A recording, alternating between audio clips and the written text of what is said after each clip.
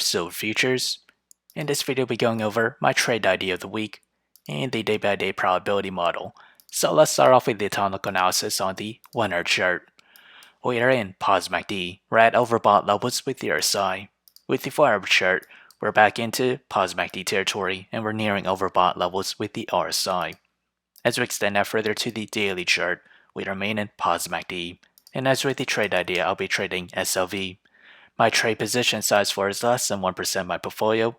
My long entry is at $22.66, and that is its range here.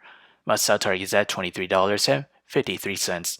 My stop loss is at $22.38. However, if I were to open a short position, my entry is at $23.82, and that is its range there. My sell target is at $22.29, and my stop loss is at $24.12.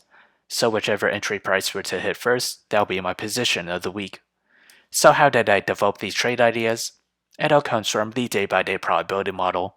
As we progress to the 5th day or week of trading, silver futures has a 50% chance to climb between 0 to 3%. To the downside, it has a 50% chance to fall between 0 to negative 3%. So if you enjoyed this content, feel free to like, comment, subscribe, and thank you for watching.